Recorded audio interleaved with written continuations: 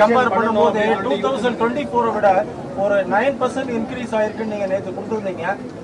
வரி செலுத்தக்கூடியவர்களுக்கு நன்றின்னு சொல்லியிருந்தீங்க. ஆனா இன்னொரு தரப்பு என்ன சொல்றாங்க, நடுத்தர மக்கள் எல்லாம் வரி செலுத்தக்கூடிய நிலைமைக்கு ஆளாயிட்டோம், கஷ்டப்படுறவங்கிறாங்க.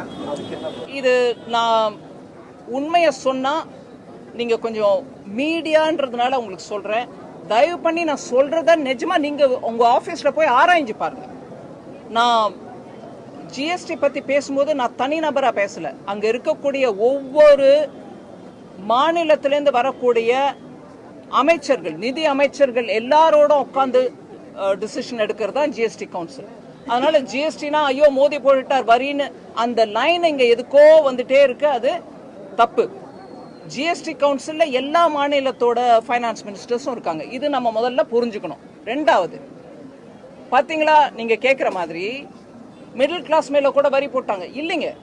ஜிஎஸ்டி பிறக்கிறதுக்கு முன்னாடி 2017க்கு முன்னாடி கூட வேல்யூ ஆடட் டாக்ஸ் VAT, அதோட இல்லாம ஸ்டேட்ல எக்ஸைஸ் ஆக, அதை தவிர ஸ்டேட் லெவல்ல இருந்த எத்தனையோ அடிஷனல் டாக்ஸஸ், கிட்டத்தட்ட 17 வரிகளும் 8-9 செஸ்ஸும் கலந்துதான் இன்னைக்கு ஜிஎஸ்டி ஆயிருக்கு. அது ஒவ்வொரு மாநிலத்திலும் இருந்த வரிகள் எல்லாம் சேர்த்து போட்டு தான் கலந்து ஜிஎஸ்டி பண்ணிருக்காங்க. அதனால ஜிஎஸ்டி வந்த பிறகுதான் நம்ம மிடில் கிளாஸ் மக்களுக்கோ ஏழை மக்களுக்கோ அவங்களுடைய தினசரியில உபயோகிக்கக்கூடிய பொருட்கள் மேல வரி வந்துருச்சு அப்படின்ற அந்த வாதம் தப்பு. ஜிஎஸ்டி வரதுக்கு முன்னாடியில இருந்தே வரி இருந்துச்சு. ஆனா ஜிஎஸ்டி வந்த பிறகு நீங்க வந்த பிறகு நீங்க என்ன பண்ணீங்கன்னு கேட்டீங்கன்னா, முன்னாடி இருந்த வரி விகிதத்தை விட ஜிஎஸ்டி வந்த பிறகு வரி விகிதம் குறைஞ்சிருக்கு.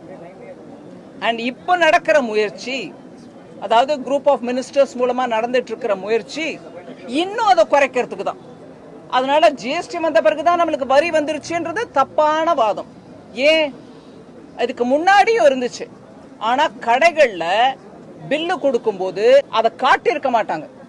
இப்ப கடைகள்ல பில்ல சென்ட்ரல் ஜிஎஸ்டி, ஸ்டேட் ஜிஎஸ்டி அப்படின்னு கிளியரா போட்டு உங்க கையில கொடுக்கறதுனால நம்மளுக்கு இப்ப தோணுது, ஓஹோ இப்பதான் நம்ம கட்டுறோமா, ஜிஎஸ்டி வந்த பிறகுதான் வரி கட்டுறோம் போல் இருக்கு அப்படின்னு தோணுது. தப்பது.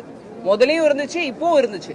இப்ப நேர்மையாவும் வெளிப்படையாவும் அந்த பில்லுல நாங்க போடுறோம், இத பாருங்க இந்த ஐட்டம்க்கு 5% வரி, அதுல 2.5 மாநிலத்துக்கு போகுது, மீதி 2.5 மத்திய அரசுக்கு வருது. அதை போட்டு காட்டுறதுனால இப்பதான் வரி வந்துருச்சுன்னு நினைக்கிறாங்க. இல்ல.